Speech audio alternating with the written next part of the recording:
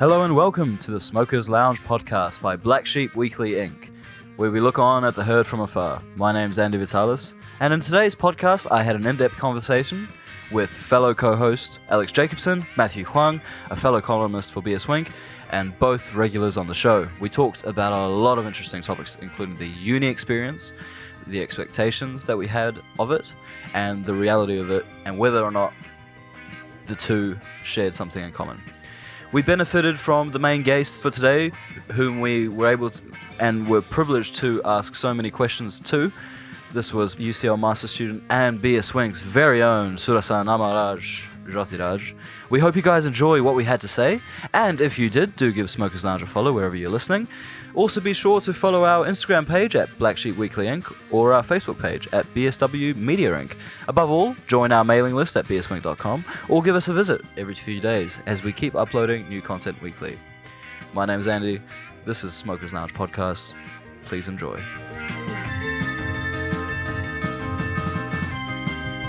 Hello and welcome back to Smokers Lounge, episode number 7.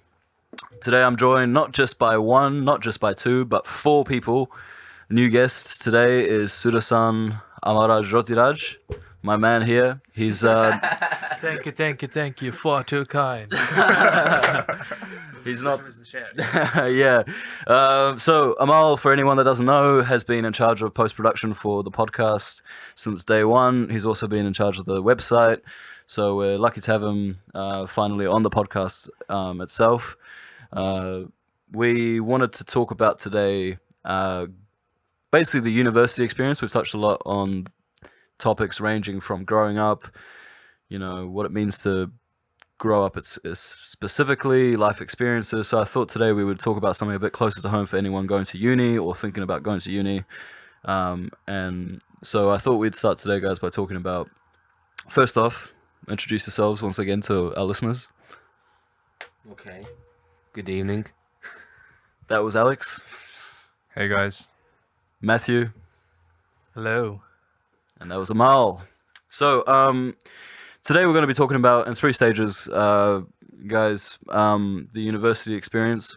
Firstly, what have our expectations been going into uni, applying for it, choosing a course?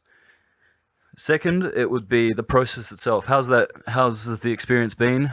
I thought that could be quite an interesting thing. We're all pretty much, you two anyway, are in your 3rd year. I'm in my 2nd.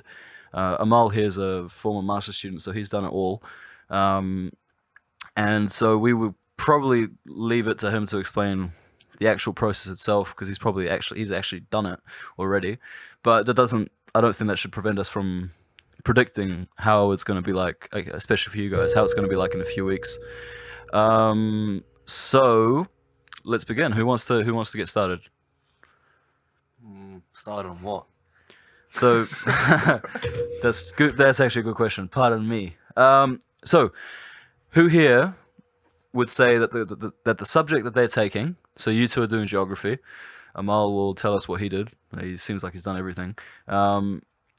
How has the uni experience been so far, in the sense that has it lived up to the expectations regarding the course that you chose to do in the first place? For whoever speaks first, just say your name so that people can recognize your voice. Thank you. Well, I'm sure they know who you are before this. They know who I am, my man. I'm always here. You're not. No, actually, you were here last time. But anyway, go on, Alex. Take us from here. How's the university experience treated you so far? Has the course that you're on right now lived up to your expectations? Let's start one question at a time. Please be my guest. How's fire a question? Okay? How's the what was the application process like for you? Why geography? Well, I chose geography because I was always interested in humanities subjects, basically history and geography, like throughout my whole school life, basically GCSEs and A-levels. And when I did my A-levels, I studied history, geography and psychology. And when it came to choosing geography, it was down to the fact that I would have known that history is a much more difficult subject at university because it requires a lot more reading. My bad. And it's just a bit boring as well. Too much reading, and history's not that important. And psychology will require for you to do more than an undergraduate. You have to do a master's or a PhD to actually become something out of it. So I thought geography probably was the wisest choice for me. What about you, Matthew? Yeah, I was probably in the same boat with Alex. I took geography, politics, and sociology, and I didn't really want to go into either politics or sociology, so geography is pretty much my only option. So for you, Matthew, do you think, I know that you guys know each other a lot better than I think we all know you guys for. Do you think, compared to Alex, that you had more of an idea of what geography would entail, or do you just not know? I don't think any of us knew. We were just thrown in the deep end. But it's not difficult. It's just a mix of everything, really. That's not the best way to describe it. It's a mix of history, politics, sociology. Yeah. We just steal everyone else's ideas and make it our own, basically. Has that been an interesting experience, though? I mean, okay, so you guys you guys see the list of stuff that you might be interested in doing at UCL. You look at the list, geography's on there. You see what it entails.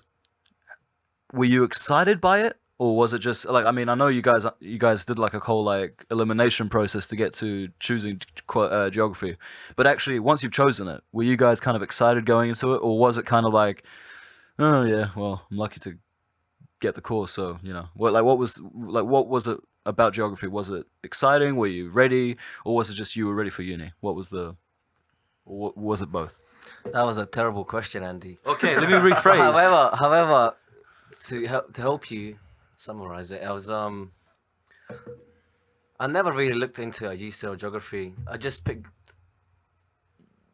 wanted to go UCL to make them matter what subject it was. But since I was good at geography, I thought I might as well do geography. That's it, really. I never really looked into it or researched it before. I mean, I don't think many people do anyway. No one, if you're a first year, you don't really check what modules you're going to do. Unless you're some fucking nerd. Literally. Yeah, well, I don't know. You'd be surprised because a lot of people take into account, what unis they go to and stuff. And what modules they're doing, I don't know why they do that. You're right. But still, for me, it was just I wanted to go to uni. I didn't really care what subject I was taking. And the thing I liked about UCL is I'm from London and it's in London, so there's a bit of familiarity. So yeah, let's go right to the beginning. Sorry, I should have said this at the beginning. Why uni? Why did you guys decide uni? You guys have very similar backgrounds. I don't think, as far as I remember, you guys haven't had a big experience with uni in your families itself. So what do you put it down to? Why did you guys choose to go to uni instead of getting a job straight away? I think you have to go to uni. You kind of have to. It's a necessity, really. I feel like you're just you're not forced into it, but you're brainwashed into just going to uni. Everyone goes uni now. Yeah. That's it, really. From year 11, all they talk about sixth form and then uni. And if people mention apprenticeships, it just seemed like some bum, really. So you gotta go uni. No, I've got a question for both of you because this kind of answers the biggest question that we're trying to post here today.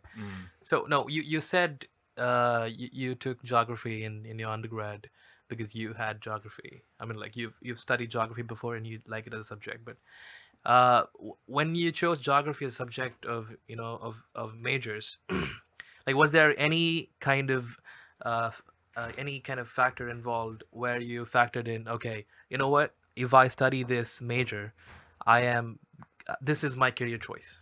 This is my career path. This is my roadmap. And the usual questions that people ask you when you want to get a job. Okay, from 10 years from now, where do you see yourself? Did you guys ask yourself that question before you chose this, or you just chose for the passion that you've got for the subject itself? Was there any kind of amount of consideration involved from a career perspective? Do you want to answer? No, not really. When I picked geography, just only thing I knew about geography before I took a university, I knew it was a very it was a flexible subject, so I just learned a bunch of skills Sure. So it's kind of useful. You're like kind of like a well-rounded person after you graduate.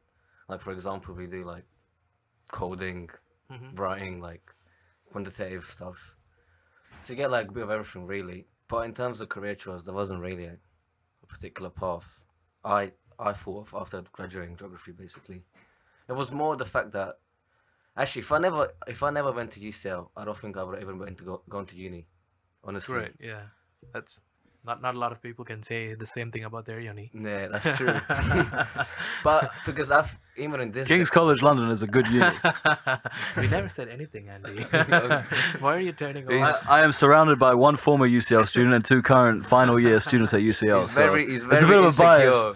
He's Very self-conscious. insecure. very insecure. But what was I gonna say? I think when you okay, as we're moving into the 21st century, man, as we're getting deeper, your career path's not gonna be the same for Sure. 10 years. You know what I mean? Always like flip and switch. No, of course, That's yeah. what I predict now. No, the very fact that I asked the Yeah. question was, like this is to get to a point where we could all agree on saying that a career path is something that's ever evolving. Mhm. Even if you're on a job, Yeah. that doesn't mean that you're gonna do this for the rest of your life, Mhm. right? That's definitely that we can all agree upon, as a group. But initially, I know I've known people, who set out a roadmap for themselves. Like Mhm. for Andy here, because see, he's been telling himself, like couple of years before actually coming to KCL, saying that he'll go to KCL and he'll take political science. Mhm. That's the kind of like that's nothing but determination, Yeah. and that because he has a roadmap for himself that has Mhm. been that he has laid out for himself, and I'm sure it could evolve tomorrow, and yeah, only time will tell. I don't think even Andy has an answer for that. What do you think, Andy? No, yeah, I totally agree. I mean, like for me, I think I am kind of a anomaly. I wouldn't say that to be honest, like I don't know. I don't know if anything's gonna change. We'll see. But so far, the fact that I managed to come here when I wanted to since I was like however age, it's quite cool. But I know that for a lot of people, it's just a hit and miss thing. So it's amazing that you guys went to go to UCL. But I think to build on what Amal just said, which is a really good question by the way, was, do you think that maybe the skills that you've developed, have you developed any skills at geography? That's one. While you studied geography, that's one question. And two, do you think these skills you can transfer into a vocational role, so like a job? Do you guys think that the skills are going to help you in a job in the future? So those 2 questions. Have you developed skills, and do you think those skills are going to help you in the future? Yeah, well, we do a lot of different stuff with geography, like Alex said. We do some quantitative stuff. We do a lot of writing, and so we improve our writing skills a lot. I'd say like that's the one thing that's improved the most in starting uni. I can write very well now, whereas back in the day I couldn't write that much. Right, Not but great. that is academic writing. But yeah, I know, like that's I think that's the next kind of line of discussion that we have to go to. Like writing, when you say in assignments or the school writing that we do in university, that's very academic in nature. Yeah, And you're right. I've just realized after taking up a real job, kind of like, oh, okay, it's not helping me with anything. I know it's very scientific in nature, Yeah. of course, and then of course it helps you especially if English is not your first language, like for me, it helped me to kind of get a decent amount of command over the language, so that I can I can like exercise some sort of prowess over the language that I want to articulate my sentences to convey something that in a business environment. But that helped. But do you think like academic writing would like help you in your career, unless otherwise you're taking up academia as a career? Unless you're doing academia further, I don't think it's really going to help. But there's a lot of different modules Sure. in geography, and like we do professional geography, for example, and you have to write like press releases. So yeah, that's like it's non-academic writing, but it's just small skills you learn along the way that And a comes up. consulting report. And the consulting report as well. That's- So I'm sure that Good would be shit. helpful. I want to bring my answer to that. I think you guys are kind of right. Like, academic writing is definitely a skill that I think we can all say that we've improved upon, developed upon. I'm still learning, but I think it's not so much the result that we need to look at. It's more like the skills that come to actually producing that. So like when it comes to an assignment, if we want to do really well, we've got to write a certain way. We've got to make sure that we hit all these like marks, right, in the criteria that we're being assigned, that we're being judged by. I would argue that yes, okay, it's academic writing, but the way we go about adapting and developing that form of skill, I think, is of value in the future because we're actually showing that, okay, give us a bit of time and we will adapt and we can like improve not only our ability to adjust to how we're being judged in the future, whether that's writing, whether that's computing, whether that's producing numbers, crunching the numbers, all of that, depending on the role you want to do. It's also the mental thing, like the way I've found anyway, personally, that I've come to really think about issues and things in a very more controlled way than I did before I came to uni, as in I'm able to formulate thoughts that A, I didn't even think about or even consider, and B, be able to relay them in a way that is more or less focused, I would argue. Doesn't that? I'm just trying to ask a question. Do you guys think that that is something that uni only university can provide, and can it be of value in the future for a future job? Alex, Okay, I think what you're playing as is like development of like critical thinking, right? And yeah, yes, I do. I think university is like probably one of the only places where you can actually develop some critical thinking skills And research skills. and research skills. And it doesn't even matter what subject you do; you will just develop them with any subject just by being around smart people. Yeah, it's not so much about the content you learn, but Sure. it's about the skills you get along the way. So Sure. Yeah. I want to now switch the conversation from us to Amal. Now let's ask him a few questions because I think He feels lonely. yeah we've been avoiding him for a little bit now. Thanks So- for the cuddles. Yeah, sure. Amal, okay, so first off, give us a rundown. What was your motivation for going to university? Why university in the first place? What did you study, and did it work out for you? Okay. Those were a stack of questions. Sure. But okay, I'm gonna take my time on answering those because number one, I'm when I start talking about my academic career, it's ups and downs, a lot of downs mostly. But yeah, there's been a lot of disasters. There's been a lot of, I would only put as miracles along the way. So I finished my school in 2010, and yeah, I mean it's gonna be repetitive. For most of you guys.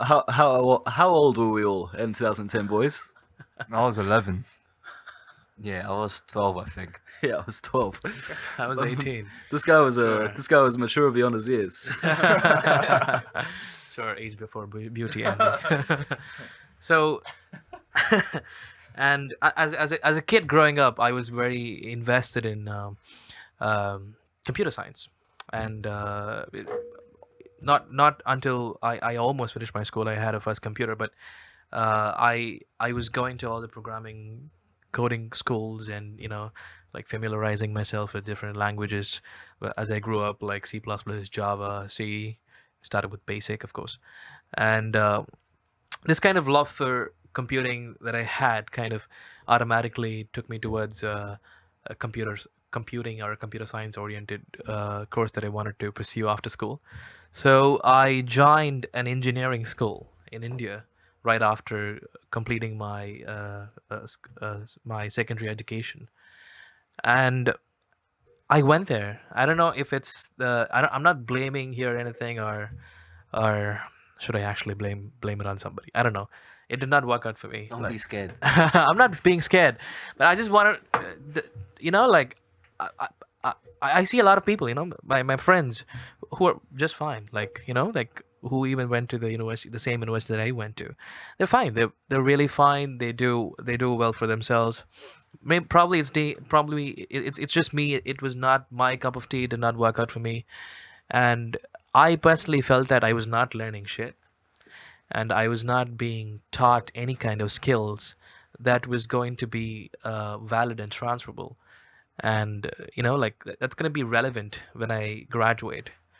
I thought I specifically took up electronics and communication engineering, and then I was not happy with what was happening in the university and how we were taught and how we were tested to begin with. There were no you'll be surprised, there were no written assessment. So none of my peers have any idea about academic writing. By the way, no, you don't get to learn that in engineering school in India. Trust me, they don't have any idea what academic writing is. None of them. So if they do, good for them. They might have picked up by themselves, but your university does not require you to do any assessment and hand it in. No research involved. You just have to take up an exam for every module by the end of semester, and then it's just has all these essay type questions where you have to like draw some figure of a microprocessor that's like 30 years old. That's good. Sure. Was the how big were the classes when you were when you were taking them? Like, were they in comparison to what you've seen over the side of the world? What was the environment like? That's a very good question because I don't know. Like, see, my class was like when I did my master's year and when I did my second bachelor's actually, my class was as big as like 25 to 30, not bigger than that. But when I was doing there, it was almost 60 to 70. Number one, so there was no like teacher to student. But I hear that like from other people who do their masters in UK, and a class is anywhere from 210 to 240 here, in universities up north. So I don't know. Like I don't know if it's a country thing. I don't know if it's a specific university thing. I don't know. So getting on, yeah. So coming back to what went wrong. I don't know what went wrong. Like I had like I knew for a fact I was not stupid, and and like I wanted to learn something, and I was not my appetite for creativity or for my appetite for learning something was not kind of like it was not fed at all.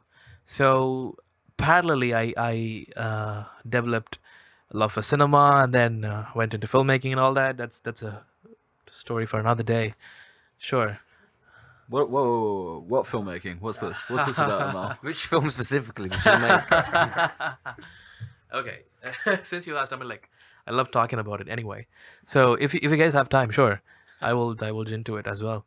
So during my second year, yeah, a fair bit of context. I was not. I grew up in a very kind of like strict, not Orthodox Christians, but I don't know, kind of strict household where I was not allowed to watch movies and all that. And then I was old enough to kind of like stay with my grandmother and take care of her.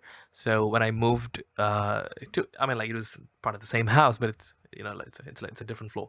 So I was staying with her all night. I mean, like basically sleeping in the next room and watching movies under the pretense of taking care of her. Rest in peace. She was a good woman. So under the pretense of taking care of her, so I used to watch a lot of movies because that was my only source of watching movies, or only window that I ever got. And I predominantly watched Hollywood movies, and then I did not have I don't think I had yeah, I did not have any computer at that time to kind of like search for filmmakers, so I literally have to do it the old classic way. I have to wait for the film to end and know who directed it, who shot it, who did the sound, who composed the movie, who was in the movie. So I used to waiting for credits is something that I still do and I enjoy.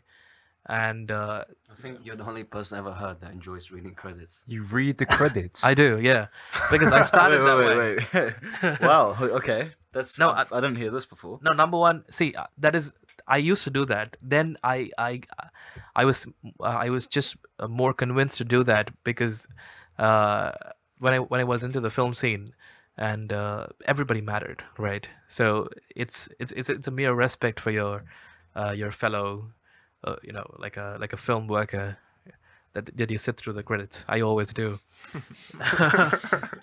Mate, when the credits go on, I'm out. I'm leaving. Unless there's like an end credit scene, I'm not gonna sit around. I want to leave. And I was like some soldier there. I've gone to the cinema with Amal and Julia, right? I'm sitting there for like 45 minutes after the movie's over. It's been like a 2.5-hour movie, and we're there for like 45 minutes. I'm just like, yo, you wanna go? And this guy's like, yeah, sure. Another 25 minutes, just sitting there, and he's just reading and talking with Julia about some. Oh wow, did you see Roger Deakins? I mean, The only film personality that Andy knows from this month. because this guy's been repeated. There's always a new filmmaker with this guy every month. There's a new fuck guy. no. Because they make film. Roger Deakins just made a film, bro. That's why I've been talking about him. 1917, right? Yeah. Brilliant movie. Shout out to the movie. Sam Mendes, great work. Roger Deakins, brilliant work. And I think that the greatest ever, like lighting scene exists in that movie. I'm not gonna spoil it to anybody who's listening, but it's this one scene that Roger Deakins has lit, like in an impossible fashion, and no other DP can do that. Anyway, rush to your theaters to watch the movie. This is not a paid promotion. We're not getting any money from this. However, we are accepting certain donations. We are students after all. If you're listening to this, Sam Mendes, Roger Deakins, or the studio, anybody really, sure. We'll promote it to our 4 listeners. So where was I? Yeah, sure. I wasn't. Yeah, when I started watching movies, I started watching them crazy. Like I used to sleep 4 hours, 3 hours in a day, and then go to school the next day and watch like 2 movies. Nothing's changed. I think that was, like in the very formative years of my life, I got used to being awake late at nights and watching movies. I still can't get over it. So I think that's the problem where it started. Anyway, so excuse me. I started watching movies, and then I started, connecting movies from the filmmakers, writers, and technicians, like DPs, sound engineers, composers. And while I was watching the next movie, I was like, oh, okay. So this framing and this kind of like this lensing kind of resembles the other guy. So I was watching Children of Men.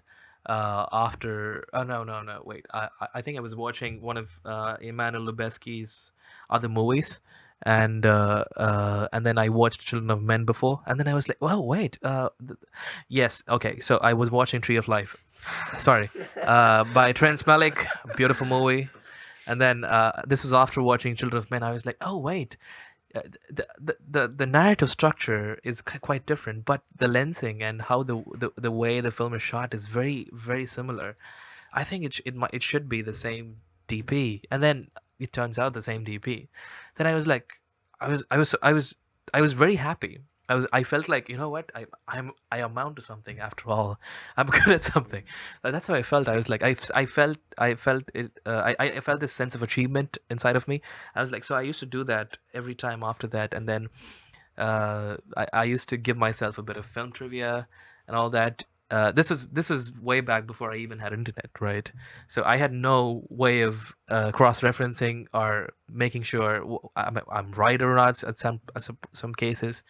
And once I got to university, and since they were teaching fuck all, my only source of happiness was to watch movies. And then, thanks to my internet access at that period, I was downloading a lot of movies, watching filmographies of a lot of people. And then I met this amazing person through a friend. His name is Vijay, and he was working as a HR manager in HSBC. And then he's quite good. He's a MBA gold medalist. And I swear, every friend Amal has is either #1 in something, has a gold medal in something. Literally, #2 doesn't exist. I swear he's got probably some poor friend that's got #2 and he just doesn't talk about. He's survival of the fittest for this man, I swear. No, see, I've been very blessed with friends all my life. Look at you guys. See, you guys are all #1. Whatever you do, right? Matthew is dying of laughter. Alex isn't even laughing yet. So I met this guy, and we discovered the same passion and love that we had for cinema, and also the same taste that we had for cinema. So he was like, "Hey, I want to become a filmmaker." I'm stuck in this job, and he was 10 years older than me. I think I was 19 at that time, and he was 29. And then he was 10. He was in a very well-paying job actually. HSBC, of course, they pay him they were paying very well. And then he was like, "This is not giving me any sort of satisfaction, and filmmaking is all that I ever want to do." And he was like, "Do you wanna make films together? Do you wanna like collaborate? We could work together, write together, make films together." How old are you at this age? I was 18 to 19. Yeah. You clearly weren't listening. No. I actually didn't know how old he was because I always assumed you were like 21, 22 or no. No. It was You like, actually- You did say 2 minutes ago I was Yeah. 19. My bad, guys. I'm sorry. It's- By the way, Andy's on his phone, guys. Yeah. Yeah. Yeah, I'm sorry. I'm trying to do some promotion so some listeners can actually tune in. Right now, we're not live, Andy. Good one, Andy. Sorry, Amal. Continue. Anyway, so and this and then we made the first film. It was shit. It was literally shit. And then it was literally like we were not very proud of it. Nobody's proud of it. Nobody who was involved in this film is proud of it. I'm sure Vijay would approve, and Vijay, I'm sure he thinks the same. And then we learned so much from making the first film because see, we're not from film school. We knew fuck all about films, the technicality, the digital filmmaking, nothing. So I mean, like from that film, we learned a lot. And then Vijay told me, Amal, see, if you're making another film, it's gotta go. It's gotta be in international standards. I was like, yeah, I was all pumped up. I was like, yes, we should reach international standards. And I know we don't have the money to do that, but I'm sure there are ways. And then one book that kind of like came handy, and I would recommend to any aspiring filmmaker is a book called Rebel Without a Crew. It's by Robert Rodriguez. The man made the Desperado trilogy with El Mariachi, Desperado, and Sin City, and Spy Kids, which I don't think, should be in his repertoire. Anyway. There is a cool quote in there. Have you guys seen Spy Kids? I've seen Spy. Have you seen? Do you guys? Sorry to diverge Sure. just quickly, but we spoke about it quite a few times. I How know. this random movie has this one of the all-time deepest quotes and unexpectedly like delivered like at the craziest weird moment. Basically, Spy Kids 2, they're on an island or some crap. How did we go from talking No, about because university to fucking... don't Spy worry, Kids don't worry, quotes? mate, don't worry. It's gonna come back. But basically, there was no. Okay, I'll say it anyway because I'm here anyway. Basically, the mad scientist who has created these like monsters that are like on this island that's like isolated or whatever. He started off by like making them small, and then they went out of control and they grew into larger than life, right? And he's like explaining the whole story to the kids, and then he's like, and then they're like, "What? Oh, you need to help us stop it or whatever." And then he's like, "I can't. I tried everything, but it's just terrifying now." And then he stares up like into the distance and he goes, "Do you think? Oh, how does it go? Do you think God? Never watched that movie, Andy. You haven't? No. I sent you the scene." No one fucking watches your YouTube. Wait. The quote was good. It was. Do you think that's why God never comes down because he's scared of what he's created? That was the most craziest line I've ever heard. That is a shit fucking line. It is. What? Oh, anyway, go back to your thing. Sorry. You just wasted 2 minutes of everyone's fucking listening time. I don't know. See, Andy, in Andy's mind, it went like, you know what? I'm gonna drop this punchline. Everybody's gonna go, oh, that's good. I'm looking it up. I'm looking it up right now. If only the viewers, I mean, like the listeners, can see your stupid video. We have no listeners after he said that fucking quote. Sure. Okay, here it is. Do you think God stays in heaven because he too lives in fear of what he's created? Who gives a fuck? Amal, go That back. is a good quote. In his defense, that's a good Thank quote. you, Matthew. Amal, go back to your Go story. on. Sure, but that book, I mean, like when he was doing his first movie, El Mariachi, he had like, I think he had like 6,000, 5,000 US dollars, and then he had to make this film in the US. And back in the days, he had to shoot film. So shooting film is very, very expensive affair, because of the process involved. Film stock is expensive, renting camera is expensive, and post production, the actual post production. So Wasn't editing. like an I think like 1 second of IMAX film was like 30,000 like pounds for just 1 second. Whoa, no, that I have no idea. Seriously, whoa, like IMAX film or like digital? Yeah, an Oh, IMAX okay, film whoa, wow, just for 1 second. sure. I mean, those are huge, humongous cameras. Sure, could be. I mean, yeah, I don't know about the right numbers, but I'm sure it's expensive because we've never dealt with classical filmmaking techniques.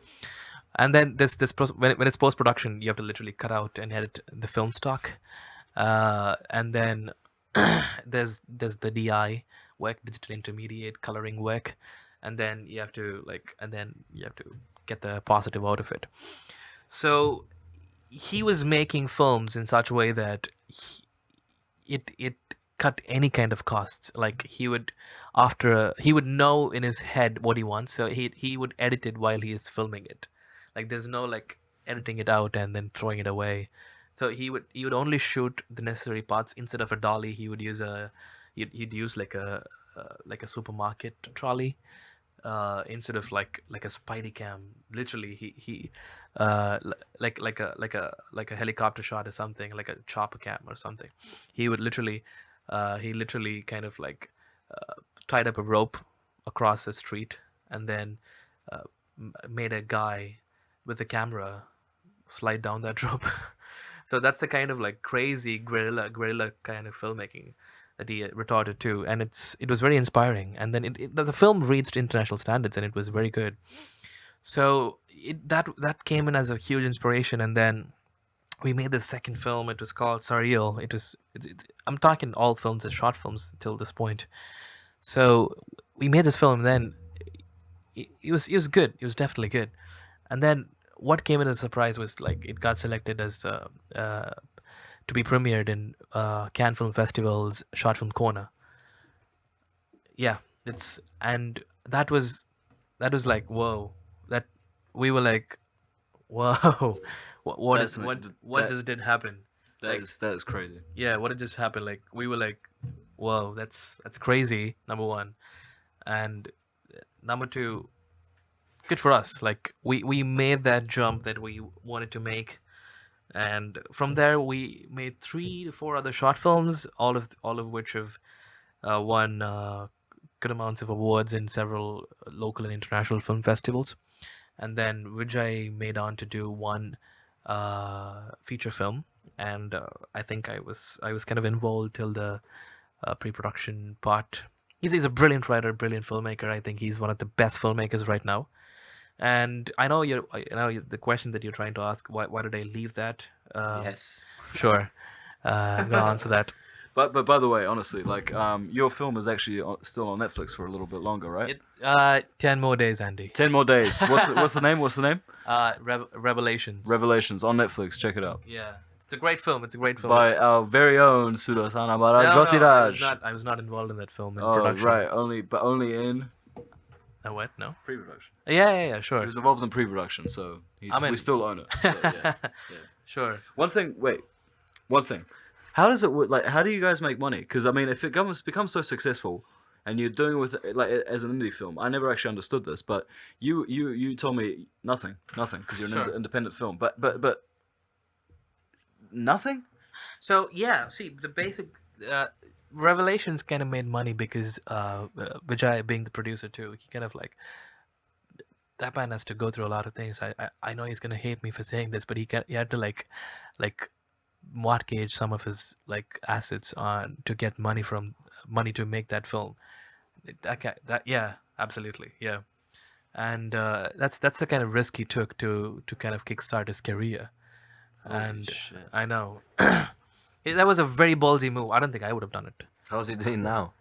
He's doing very well. He's I'll come to that actually. So where was I? Yeah, and Why'd you quit? That was the next thing. why did I quit?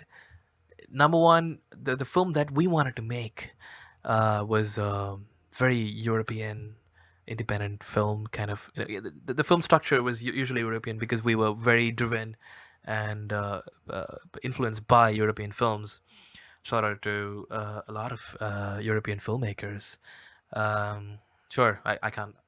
I have 20, 30 names in mind. It'll take like forever to name them all. Sure, but I'm gonna drop a few names. Sure, of the Austrian filmmaker Michael Haneke was a great influence. The Polish filmmaker Krzysztof Kieślowski, who Julia loves, of course, and several other filmmakers in and around Europe.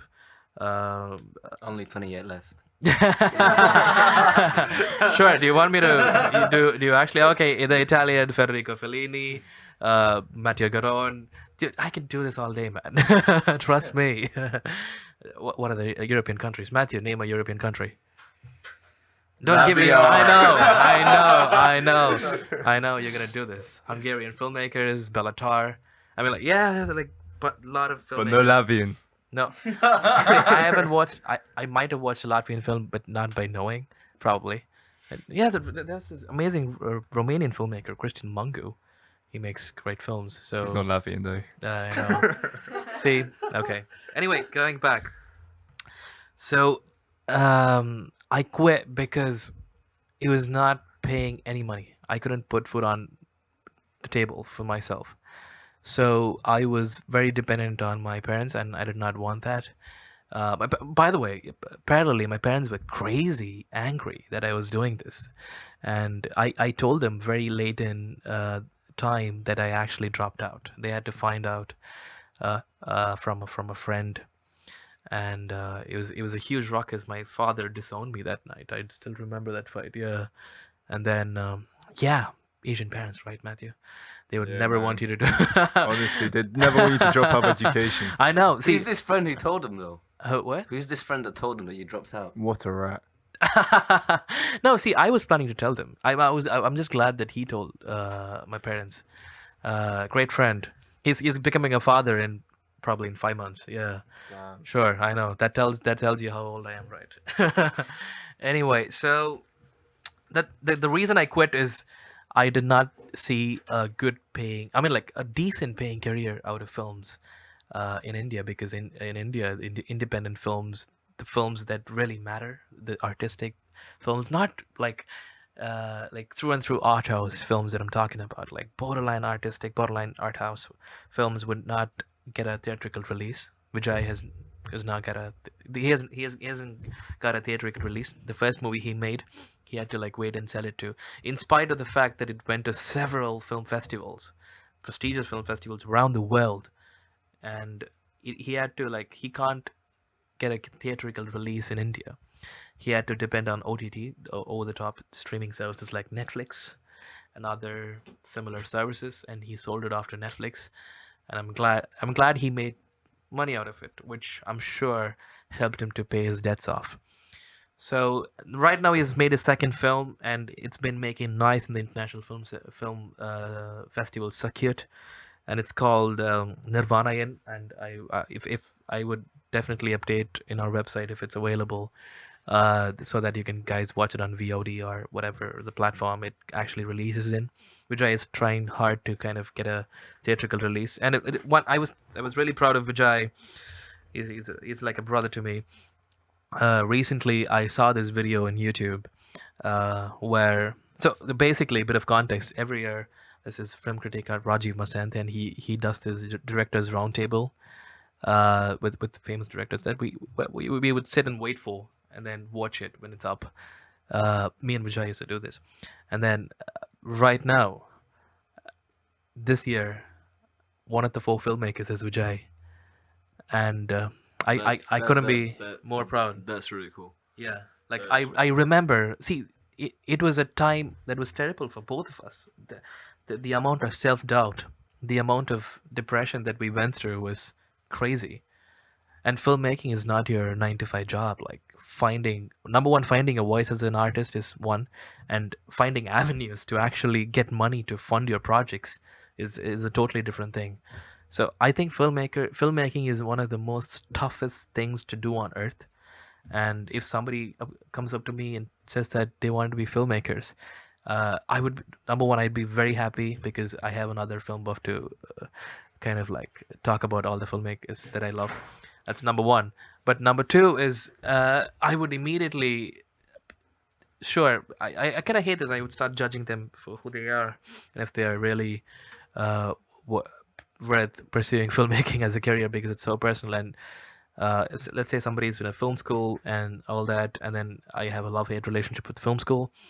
I really, I kind of like take after Paul Thomas Anderson, where he dropped out of the first week of film school and went on to become one of the greatest filmmakers who's alive right now.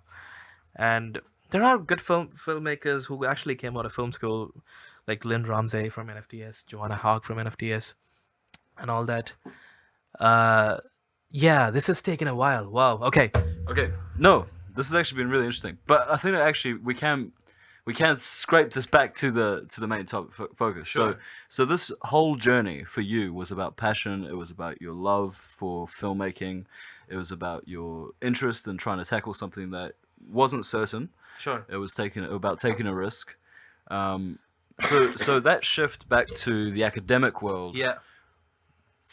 How has that all worked out for you now? Like in a reasonably short summary. Not that I don't love listening to your voice. I think know. you've taken to this role Don't like worry, Andy, like a bee to honey, I would say. But I mean, Edit out a lot of things in no post-production. no editing. You're gonna hear everything. But what would be to sum up? Has the university experience been what you expected after coming through a totally different experience that we went through? And do you think it was worth it? And Yes. and why did you go back to uni? Sure. Out of all the things you could have done after Yeah, that this should film have been thing. your first question. Yeah. Why Okay, did you go man. back? Okay, See, I'm trying to no, get no, the. no, hey, but I warned you guys. I said the filmmaking story is for another day. This time- No. I'm not. I loved it.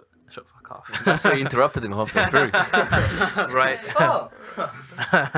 So anyway, after that, I was working in this shipping company that was owned by my aunt and uncle. So they were kind enough to give me a position in the company, and I started from the very bottom. Didn't make it much. Anyway, so it was that company does not exist anymore. But while I was working in the company, I was in Singapore for a bit.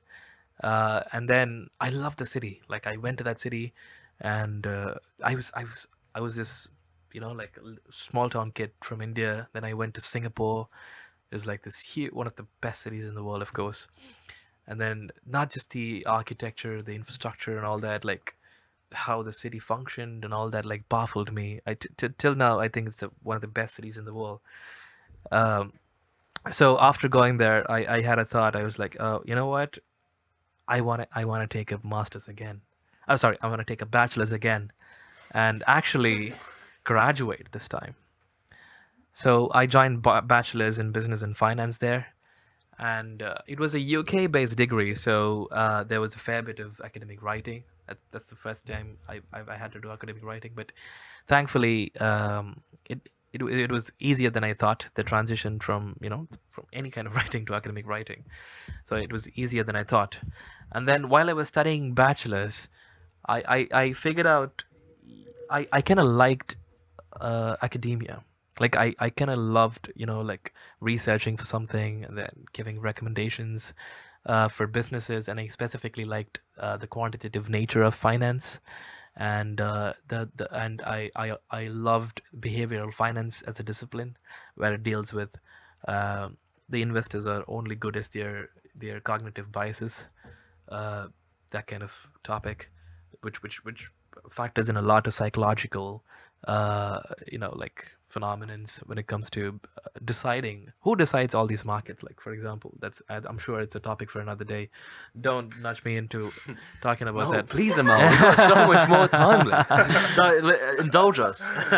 No, seriously. So when you think about like who decides all these markets, do you think it's institutionalized investment banking? Sure, but who are the people that are working for this institutionalized investment banking? Like they are human like us, and they only take in so much from the analytics or whatever the statistics tells them. They make deals mostly on their gut feeling. You'll be surprised how many number of times they actually make deals based on gut feelings or something that they heard, or somebody telling them, like the Wall Street, like, okay, so number 4 of Wall Street said this, so the guy from number 4 Wall Street said this, so a guy from number 1 Wall Street does the same. Yeah, it's mostly like this. If you think So about, it's just speculation, really. yeah, absolutely, and to think that these guys decide the economy, not just of the country. A guy sitting in Wall Street actually can make decisions that could impact all over the world. It's quite crazy, and it all depends on in what side of the bed he woke up that day, really. So yeah, it's about understanding a lot of uh, anomalies, a lot of behavioral biases, and all that from a very financial perspective. I kind of did my master's dissertation based on that as well, which I'll get to in a bit. So when I was doing all this, it turned out to be very interesting, and I was loving what I was reading, what I was studying, and econometrics has been another module that I really loved, and I wanted to do something going back to what I loved the most, which is computing. So after I finished bachelor's, while I was doing my bachelor's, while on the last leg of my bachelor's, I immediately know what I wanted to do. I was like, okay, you know what? I'm taking up masters in the UK, and I know exactly what I'm doing. I'm either doing computer science or anything related to that. And then I was lucky enough to be accepted to UCL Yes, for sir. for a master's in information science. Why did you choose that specific? Wait, before yeah, I'm sorry, Andy. Yeah. How did your parents feel after you went back to university? Oh yeah, After they, this whole they were thing. they were very happy. They were the happiest actually. Really? Yeah, I went from the guy who's like the like he's the insult. I mean, like he's like I'm not very proud The of the black person. sheep Yeah. of the family. The black sheep of the family. Literally, because my all of my parents, all of my Come on, guys! I had to. sure, that was a racist slur too. Sure. That was a racist slur. It's figuratively speaking, man. Yeah, for anybody who's listening, go to the website and look at my photo. You'll know. So yeah, my parents were pretty happy, and then after what was the question again? Sorry. Okay, we figured out how your parents Felt. loved you again, Yeah. and then Andy asked you about. So yeah, I was gonna ask, was your motivation career, like, as in like making like, is it about making money for you now, based on like what you ended up studying, or was it about, oh, I really like this and I will do well at it? And why UCL? Sure, great questions. So, like I said, it's the passion for the subject of computer science that actually drove me to do a master's in whatever I did.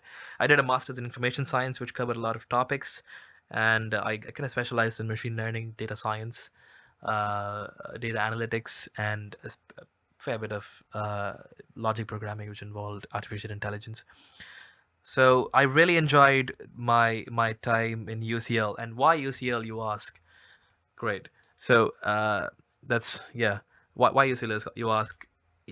I mean, sure. I just like any other guy, I looked it up, the rankings, and that year when I applied, it was up in 7th, and it was. I'm not gonna lie, right? It was about it was about a bit of prestige factor, like okay, if I get into that uni, I can be proud of something finally. My parents can be proud of something finally, because my parents, every time someone asks a question to my parents, not relatives or neighbors or friends, they had to be very ashamed. Like they're not very proud of me, and they couldn't be very proud of me, as opposed to my sister, who's been a overachiever all her life. She's been doing great. Shout out to her. I love her. She's amazing. So yeah, I only wish I'm half as smart as her though. So. And then what happened was, okay, this is my opportunity to do something that'll make me proud and my parents proud. Like I rushed into this opportunity, applied, and for some reason I never thought I wouldn't get through, but a lot of people thought it wouldn't get through, but thankfully it got through.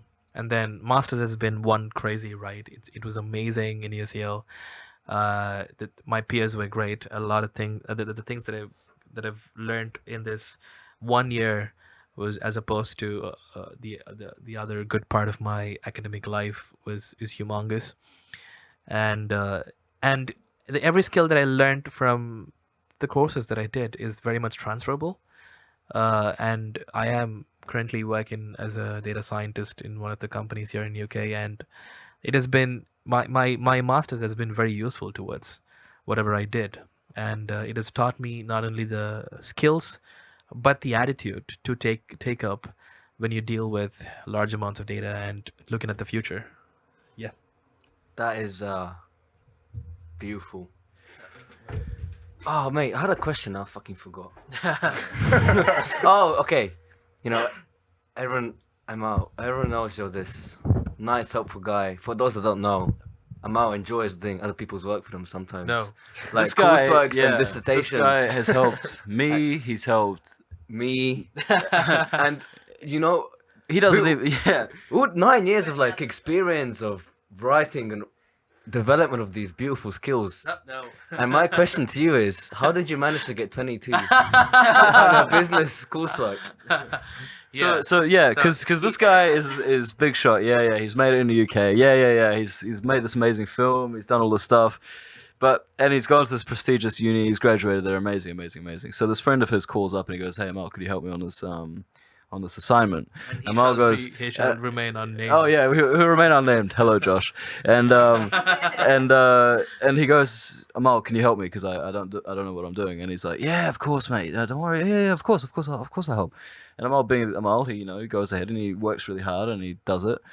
And but be warned that the uni that our friend goes to, Amal doesn't particularly respect. I'm not going to name it. Neither does Andy. Neither does Alex. Neither does Matthew. What the fuck? Why are you bringing me into this? So anyway, bit of a cakewalk. He gets it done. Whatever. Comes back. It's the first time in Amal's life that he has not only failed, but failed miserably. 20 Honestly, how the much worst score in 20 history of 23 Someone can get. 23 and the reaction that this guy had when he heard the result was like, fuck off, you're joking. No, he's got the wrong assignment, bro. Dude, my assignment, I couldn't believe it either, but yeah. So Sure. You want me to explain why it was like that? No, No. Let's not actually indulge in this stupid let's just conversation. focus. Let's just diverge. Back to the Go on. From your great story, I think it reminded me why one of the reasons why I also went to university and was to obviously like make your parents proud. Sure. And I forgot. That was a about part of it, actually. sure. That's actually a huge part. Yeah, exactly. Why someone wants to go to a good university and Yep. do well for themselves. Absolutely. I'm sure you can agree to it, Matthew. Yeah, same. Right. Mm. And because I refer to you because Asian parents are particularly proud about their kids' achievements and what they do, and they like to talk about their kids wherever they meet somebody. Like they're in a public gathering, meeting other friends. They're like, "Oh, okay, hey, my kid goes to UCO." Like they wouldn't even have asked. My dad does that, right? My mom does that. It's so Right. irritating. When I first going to UCL, Okay, so it's not an Asian thing then. she literally went to random people saying, "Oh, my son is going to the world's 7th best university." Exactly. And I'm just standing there. Thank you.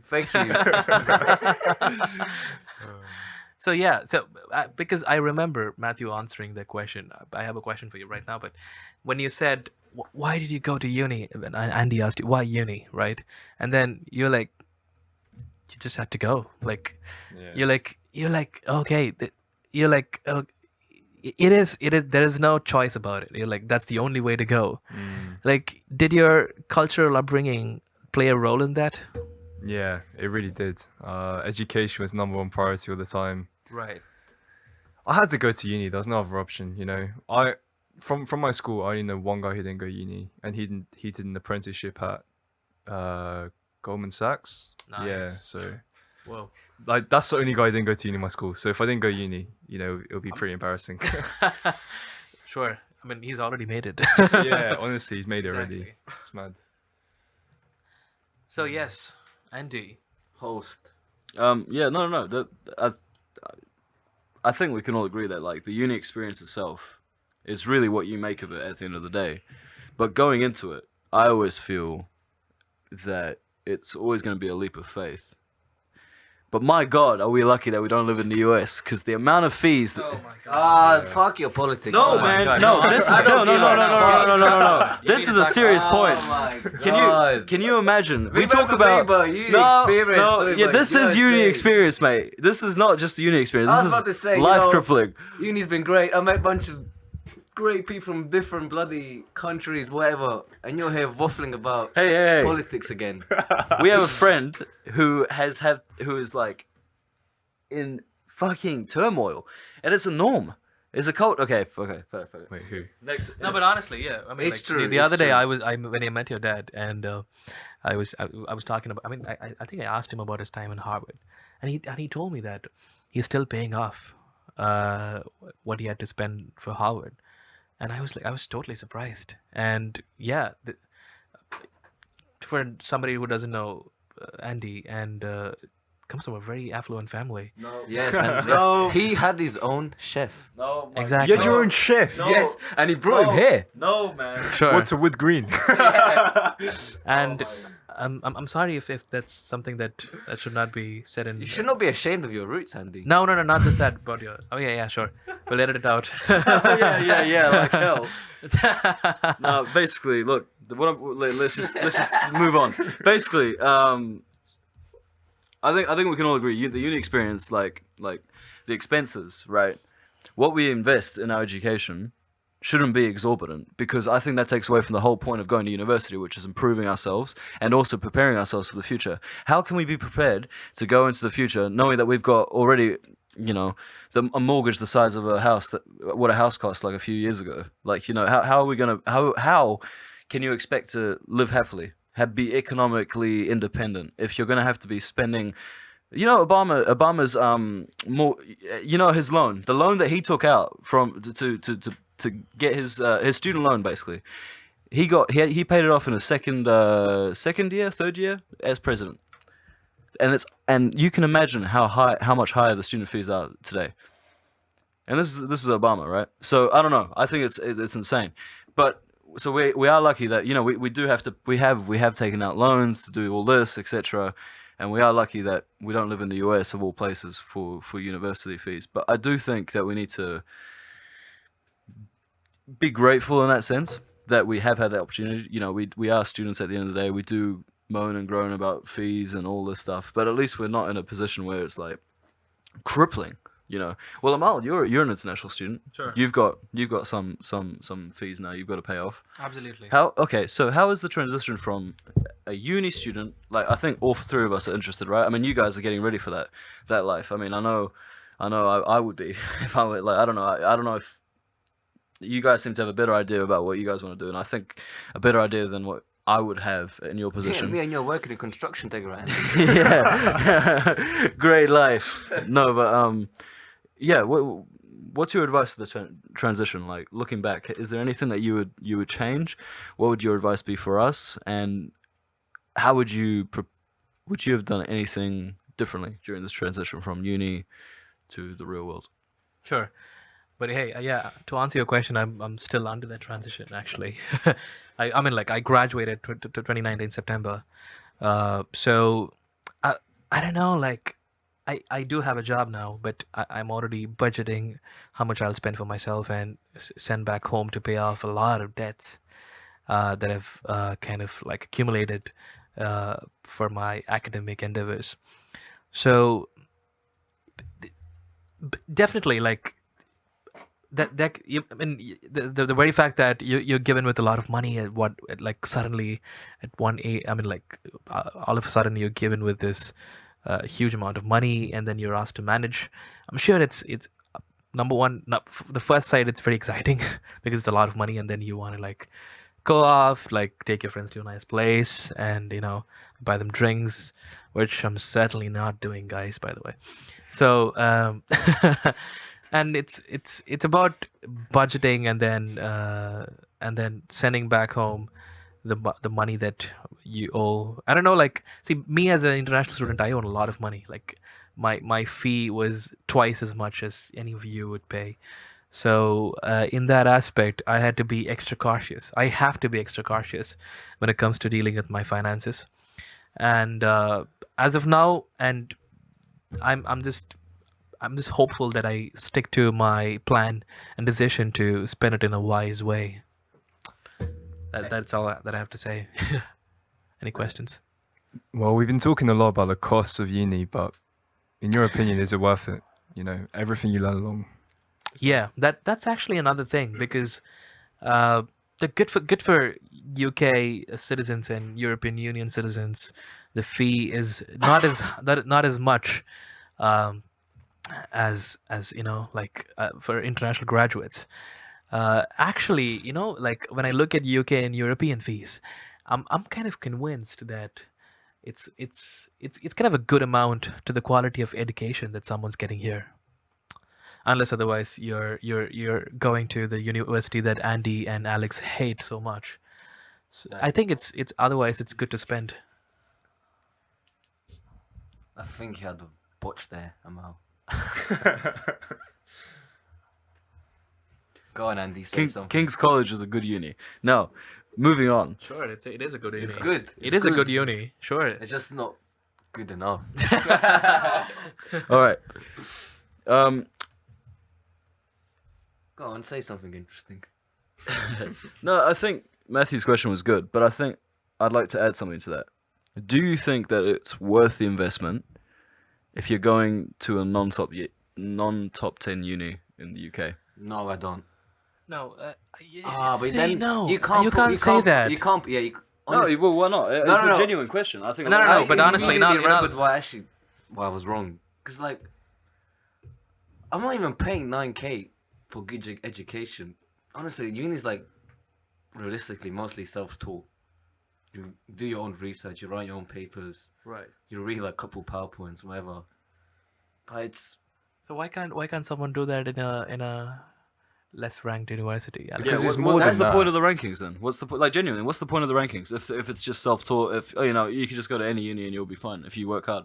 Like I'm genuinely serious. This isn't unironically. Like that's the question, right? Like if Amal over here didn't get into UCL, let's say he got into, and this is no disrespect to any uni I'm about to say. Let's say we'll name it KCL, right? Yeah. KCO. Yeah. Sure. Would you have still gone?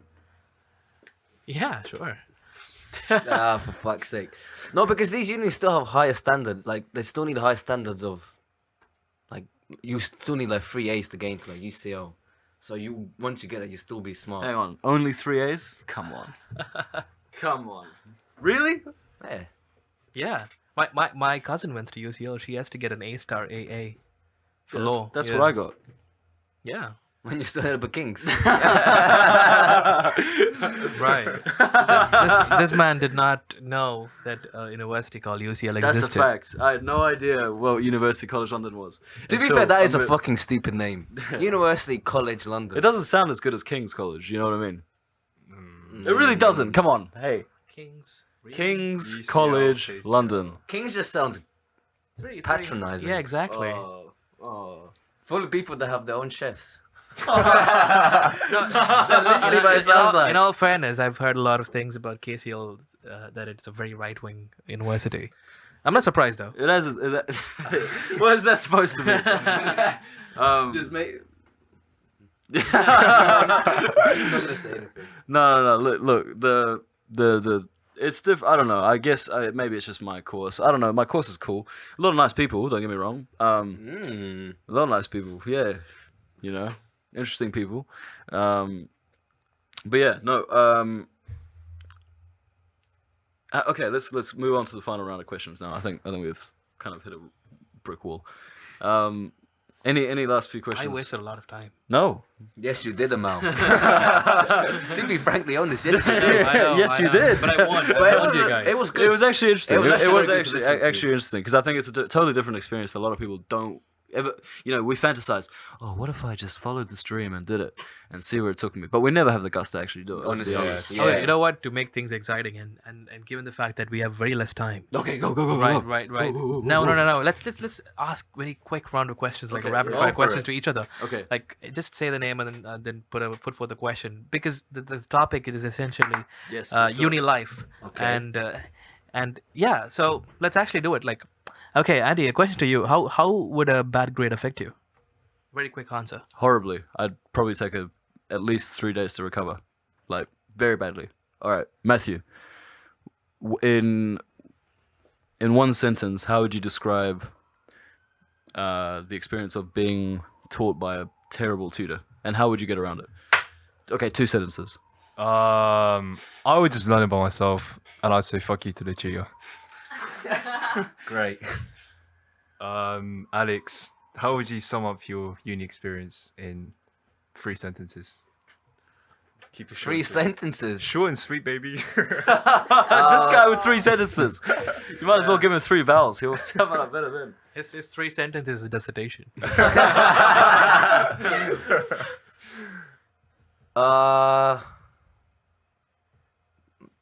Fuck knows, man. Overrated. That is two sentences already. That's- Fuck yeah, knows. yeah. Overrated. Overrated. That's Overrated, but I had great fun. yeah. And this guy apparently goes to prestigious uni. Okay. No question. And I was like, please ask me. Yeah. I'm No, out. no, anybody. I'm just keeping up Go the on, circle, go yeah. on, go on, Alex. Rank your course at UCL from 1 out of 10. Rack my coursework? No, rank your course from 1 out of 10. As in 1 to 10. Ooh, Okay. That's good. Okay. Okay, so the program that I did, right? Yeah. I would give it a strong 10, bro. I come from a very different kind of educational system, so this education system has been amazing. Mm-hmm. So I love how the UK deals with education. I'm sorry, this is not very quick, but I feel like I should Hey, probably you set be. the rules, bro. I know, but I'm gonna be very quick in my own terms. So I think UK does it pretty well. Like their format of testing and teaching, I like it very much, and it is quite different from how we were taught and tested in India. So yeah, I think that's why I would give it a strong 10. What about you, Andy? So far, strong 8. I think 8, 9 probably.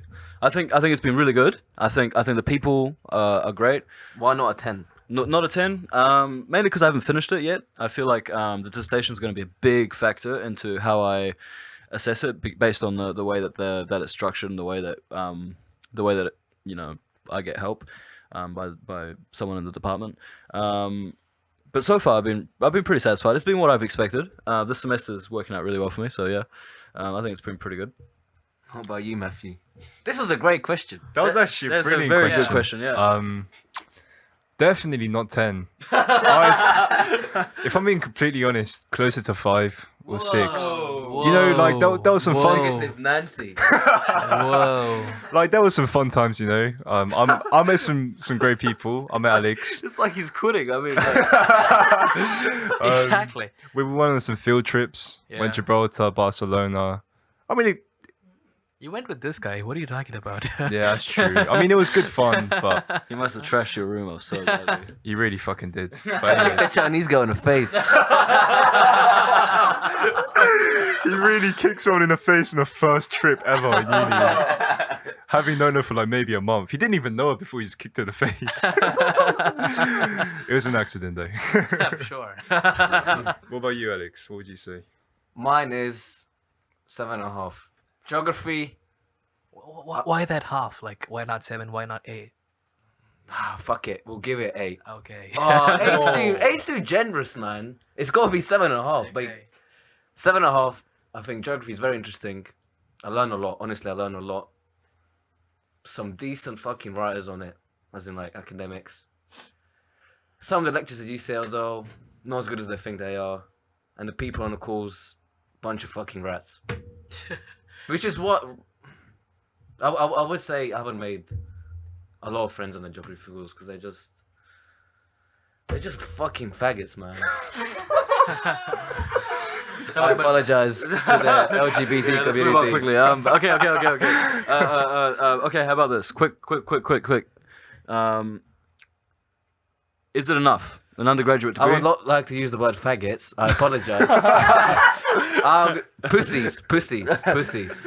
Oh, because that's better. This, yeah. Okay. I don't know how that's better. That's, Anyway.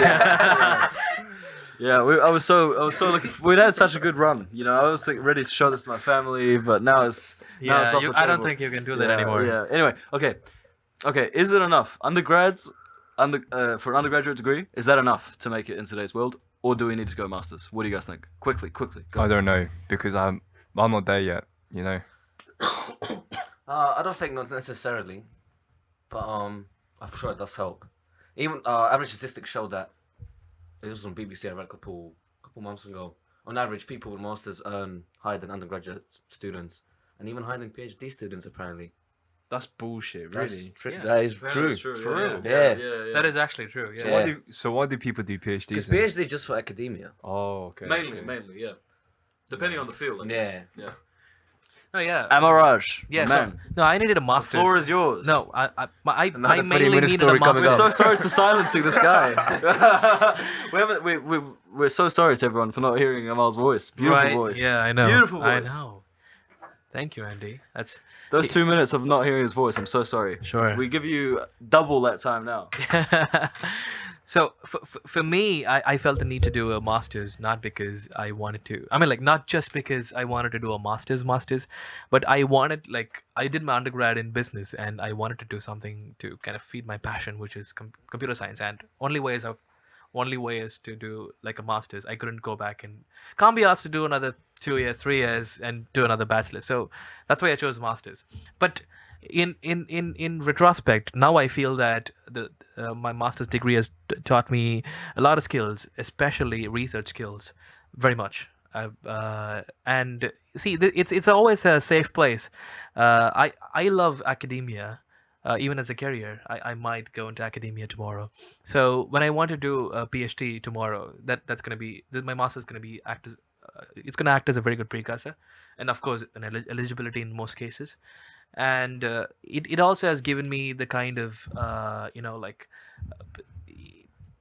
gaining knowledge, format, structure of how you learn, definitely in a much more efficient way, as compared to my undergrad. That I would say that. How hard is a master's Amal compared to undergraduate? Do you recommend it? And do you recommend it? I would definitely recommend it. So okay. There's no hard easy. So it's gonna be hard if you think that you're gonna be taught every day. I know it says postgraduate taught, but trust me, you won't be mostly taught. You have to, like, it's mostly they give you, okay, so here you go, here's the syllabus, what you can bring to the table. So about this issue, Andy, what do you think? There's no like lecture kind of thing. It's mostly about discussions and what certain people thinks. Of course, when it comes to like mathematical, like phenomena, mathematical formulas, algorithms, and all that, they teach you that to a fair share, and then just clear certain doubts. But predominantly, it's mostly about learning from your peers. So actually, if your masters, it could turn out shit if your peers are they're not with good experience, they're not from wide range of background. In my case, it was beautiful because all of my peers were from a very wide range of background. So I was lucky in that aspect. So yeah, I would totally recommend masters to somebody, and I wouldn't say it's a compulsion, definitely, because I'm sure I look at you guys. I'm very proud of how smart all of you are. So I don't think masters is a necessity. I just needed that to kind of like pursue my passion. So yeah, that's where I'm at. That's a great answer. That is a great answer. I think that's probably where we can end it, really. I mean, that can sum up pretty much the whole conversation, which is, uni is somewhat forced upon us in a lot of ways, but I think it is something that people really should consider. There's a good reason for it. There is a good reason for it, and whether or not you decide to do it, be sure that whatever you do is something that actually does interest you, because even if it doesn't work out, it's less of a regret than actually dropping out. So I think that's probably the best way to take it. Yeah, this has been one of my favorite episodes, I think. What do you guys think? Like, that was really interesting. Thank you, Some good Andy. shit. Yeah. No, I've really enjoyed. This has been a very fun episode. And Yeah, I'd like actually. to apologize again to the LGBT community for using the F word. I think it's a lot. You're long past that. No, point, mate. yeah. You're way past that. This is that your ship is career sailed, on the bro. line, mate. Yeah, absolutely. You're Fuck it. oh Yeah. mate, yeah, Fuck it. yeah. Alex Jacobson. Third year geography, lives in- UCL. He lives in North London. If anyone wants to know. Caledonian Caledonian Road. Road, 486. Ground floor, Oh, baby. come visit me then, pussy. No. Anyway, thanks guys. That was really cool today. Any last words before we shut off? I don't think, if you guys think about talking more about uni life, that'll be great because I don't think we covered a lot of things. There's so much more. we so just so started much with. more we There's missed so much out. more, Yeah. exactly. This needs a part 2. Yeah, this Oh, definitely needs a that's a part good 2. shout. Sounds like a Part good two. idea. Sounds like a Right, good idea. because well, we're reading. I feel like yeah. I've hijacked most of this podcast. Yeah, you It did. happens, Yeah, it yeah. happens. Oh, Alex is giving you the rope now to not hang yourself. Wow. No, we all appreciated it, man. It was really cool. It was your first time. Sure. I think a lot of people really can take something All from 4 that of them story. that listen to us. Yeah, exactly. Thank you once again. You guys are legends. Well, we should do this again then. We'll organize the date for later, hopefully this week or next week. This was Smokers Lounge featuring. And just a second, sorry to cut you in. Thank you so much. There's one last thing. I'm not gonna be very long. This guy No. has For a just very long hijacked, time. For a very long time. Signing off. Wow. Yeah. Right. Wow. Right. So for a This very is how long you time. know. Shut the fuck up, man. Andy. Shut the fuck up. Okay. No, I'm not signing off, Andy. That's to you. So I've been very apprehensive about coming on board for a podcast, and just want to say I'm thankful to you guys for making it very easy and comfortable. This has been a very fun ride, and Andy to a signing off part, whatever. No. It was real cool that you came on actually. The guy was actually, believe it or not, quite sick earlier today, so it was quite cool that he managed to speak quite well. So I think we can all really appreciate that. Matthew, Alex, always lovely to catch up with you guys. Thank you. Awesome that you guys were on the podcast together for once. I think that's the first time, right? First time. Yeah. How was that feeling? That It was fun. Cool. It was comfortable, yeah. Yeah. It worked out a lot better than I thought. Actually, I thought it'd be a lot more hectic. Anyway, Julia's first day on recording, so hopefully the quality doesn't drop. No, I'm sure it won't. Amal, please bleep me out. Bleep me out. I'm okay, drop me some of Dude, she's a Bleep me out. she's into post She's a judge, mate. She's a judge. Not me. Talk to her, bro. Anyway, hey, once again, this was Black Sheep Weekly, Part 1, Episode 7, let's say. We discussed today a lot of really interesting topics, and we hope to see you guys very soon. Thank you very